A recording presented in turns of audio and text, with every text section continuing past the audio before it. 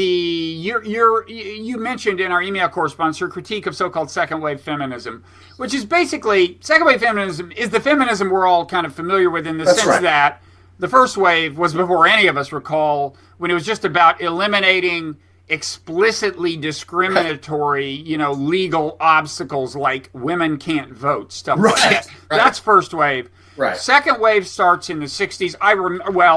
The roots are earlier, but it becomes prominent in the 60s. I remember it becoming prominent. I remember watching, do you remember the David Frost show? You know who David Frost is, right? He's in the Nixon interviews and so on.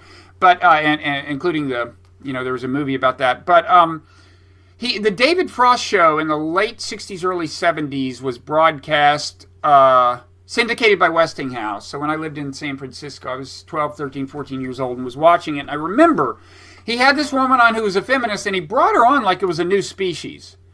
And the funny thing was, he was like totally skeptical. I forget what she was advocating, but I'm sure it's stuff we would not think of as radical now. And she said, and at the end she said, believe me, someday you'll take this for granted. This will succeed. And he said, I remember exactly what he said. He said, something like, this will make sense to me, or that day will come the same day I learned to put the toothpaste back in the tube. In other words, never will your cause succeed. So that's, anyway, that cause is second wave feminism. But Joan Didion was a critic of it. Well, she was a critic of certain dimensions of it. I mean, again, it's hard. I think a lot of the reaction at the time when this was published, and it was a piece published in the New York Times, and it had a pretty big impact, partly because by that time Didion was already a pretty big figure, and I think a lot of people mistakenly interpreted Play It As It Lays as a feminist novel. And so I think there was also sort of expectations that she was going to be on board. And then when she wrote this essay, which not only was critical, but was devastatingly critical and so well written, that even if you agreed with second wave feminism, it was hard not to cringe reading this, especially the quotations that she pulls out from people like Shulamit Firestone and some of these other sort of very aggressive activist movement feminists. So this was in the New York Times in 1972, right? Yes, and you quote this in the piece, and of course we'll link to your essay. Yeah. You can Google it and you'll find it. It's in the public domain. It's in the archives, and you can find it. It's impossible to understand Didion's criticism of second wave feminism without understanding her more general rejection of politics, because I said last time there's a connection between her rejection of her feelings about narratives and a bunch of other things. And one of the things that it leads her to, her ambivalence about narratives, is a deep ambivalence about abstractions. And of course, politics is nothing but narratives plus certain kinds of abstractions, and especially politics whose job is to express an ideology, right? Because that's all that an ideology is, right? Is an abstract vindicative narrative, right? Vindicating narrative. She thinks that all the reality of things lies at the particular, at the level of the personal. She also, because of these other views she holds, rejects the idea of infinite malleability of people. Right. And of the sexes, of the genders. That's right. There are facts about the sexes that simply mean that there is a limit to how much one can be like the other, or one can be like anything else. That's her view, right? And she expresses it very powerfully. And so her rejection of second wave, her attack on second wave feminism is an attack on it to the extent to which it was an attempt to advance an ideology through a political program, to turn women into a kind of Marxist class, right?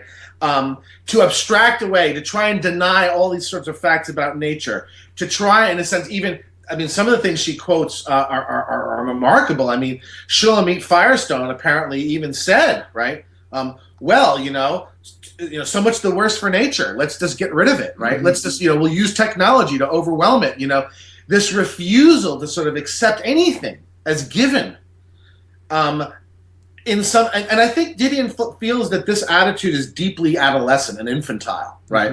Mm-hmm. This notion that I can be whatever I want, and I'm going to make myself whatever I want, and you can't stop me. And even if nature is saying no, you can't do it. Damn it, I'm fuck nature, right? I'm going to go and I think she found something infantile, unrealistic. I think she thinks that it's a very false narrative. It's a self-deluding narrative. And I think she also kind of thought that it was the kind of narrative that you could only sustain if you were a rich, relatively elite white person, but that it was a narrative that could actually really be quite harmful to lower class and working class people. I mean, one of the things about Play It As It Lays is the reason why people mistook it, I think, for a feminist narrative is because some of the things that happened in the book to the main character. She's very much hurt by some of the sexual relations she has, by the men she encounters. She goes through a harrowing abortion. There's a harrowing abortion scene, and so I think a lot of people thought, well, this is a feminist novel, but actually, she was coming in from the other angle. She was saying, no, this is one of the prices of the free love movement, right? Not everybody is going to feel good after jumping in and out of bed with 50 different people, right? This was about... And men and women may not, on average, feel the same ways about That's right. That's right. And so I think that her attack on feminism is very harsh, but I don't think it's an attack on feminism per se. I could see her giving a very similar kind of critique of any sort of political movement that's heavily ideological and that tries to resist or insist that there are no givens, there are no fixed points. Everything is infinitely malleable so long as you have the right theory, right? And she thinks that that's just so far away from the personal, so far away from the particular, that it can only falsify human life, right? It can only give a false picture of human life. And again, this is kind of consistent with your larger theory. I mean, again, you've said that her generation is characterized by less than complete optimism about our ability to create a wonderful world, and that was transmitted somewhat to your generation, Gen X. Yeah. My baby boomer generation was more optimistic, and we transmitted this sensibility to the millennials. And it's true that, last time I checked, the supposedly prevailing sexual ethos on campus was the hookup culture.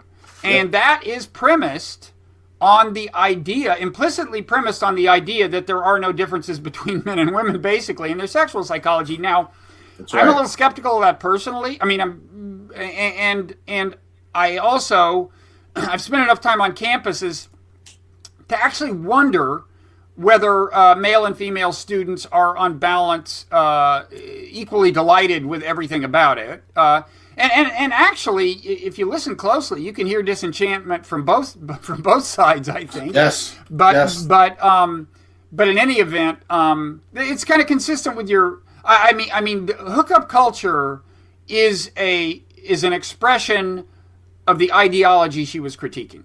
Yeah. But see, because some of that, I don't want to call it traditionalist, whatever you want to call it, some of that criticism of the counterculture overlaps with feminist criticisms, right? And so people could easily mistake Play It As It Lays as a feminist novel, and then they sort of, well, Joan, what do you think of the of Shulamit Firestone and Bella Abzug and all these people and Gloria Steinem and Ms. Magazine. And then when she wrote this, they were like, oh my God. And she was basically, she was savaged for this. Now, later on, the feminist movement came back to her in a sense. A, it became less radicalized. B, many of the really important things it was about got done. And so there was an ability to be a little more generous to someone like Didion. And so later on, you could read interviews with her in Ms. Magazine and stuff like that. But there was a period where she was just, she was an absolute villain in the feminist movement because of this piece, which if she wasn't such a good writer, probably wouldn't have gotten her as much hate as it did. But she writes so well that it was even worse, right? It was even a worse attack than if you were sort of a mediocre writer or, the sort of opinion writers you have now, most of whom are not very good writers, it seems to me. Mm-hmm.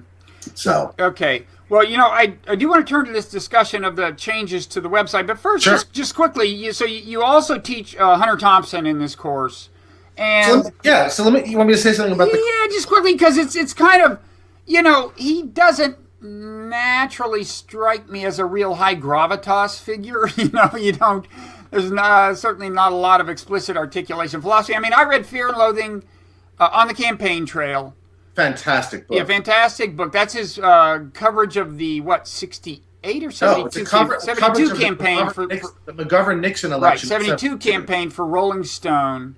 That's and right. then Fear and Loathing in Las Vegas is, of course, a novel with the famous opening line. But also based on real events. In other words, he and Oscar Acosta really did go to Las Vegas. And if you doubt that he did the drugs that he says he did, all you have to do, and this is kind of sad, I think, but all you have to do is observe him in real life in the later part of his life. I mean, I saw a thing on C-SPAN, and George McGovern was there, and Hunter Thompson was there, and I mean, he could not get a sentence out.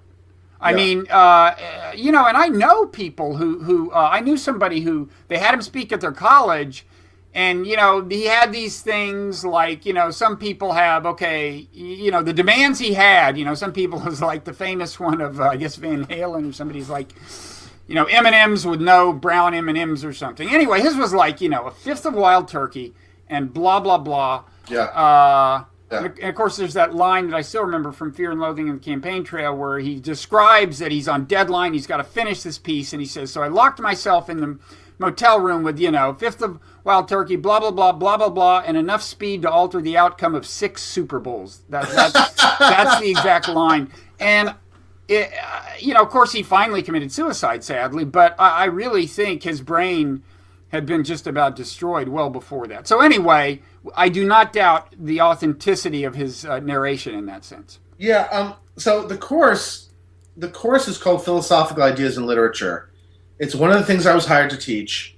There was no real guidance as to how it would be taught. Prior to my coming, it was taught primarily as use novels to teach philosophy. So inevitably, it wound up being existentialism, because those are about the only philosophical novels there are, or works of literature that there are. And I just find that really tedious and boring, and I'm it's overdone and whatever. So I just decided to do something entirely different and say, how about instead of using novels to teach philosophy, how about instead reading literature philosophically, right? And so what I did was I changed it to that second mode. And the original version of the course was dystopias and utopias. And so I had everything from Brave New World to Clockwork Orange to 1984, things like that. I did that for a while, and it was good. But then I decided, I said, why don't I do something totally different? Let's do something on the American Dream. Mm. And so I constructed a course that all of the books about which are about either the collapse of the American Dream, the hypocrisy of the American Dream, the fact that there never really was an American Dream. The books are Nathaniel West's Day of the Locust, Didion's Play It As It Lays, Hunter Thompson's Fear and Loathing in Las Vegas, Philip K. Dick's Scanner Darkly, and the last is Less Than Zero. Mm-hmm. And Thompson, here's the thing about Thompson. I mean, whatever you think about his lifestyle and all of that, I think it's good that there's some people like that. Okay? If everybody was square and healthy, I'd hate it. I think it's good that there's people like that. But the reason why I think he's so important is because he was a critic of the counterculture from the left, not from the right. In other words, he blames the left for the failure of the counterculture as much as he blames Nixon. And that seems to me to be really, really important, mm-hmm. Because it's not said often enough, right? The picture you get is that, oh, the counterculture is wonderful, these are the forces of light, and then the damn Spiro Agnew set just sort of overwhelmed them, crushed them, cheated, lied, and stole to be, and shocked them at Kent State and all that. And then we had the Republican Revolution, and we've been living with it ever since. I don't think that that's really quite true. And neither does Thompson. And Thompson has a lot of credibility on this, right? I mean, and so that book, Fear and Loathing, when you read it, yes, it's full of some really obnoxious sort of excess, mm-hmm. but woven in there are some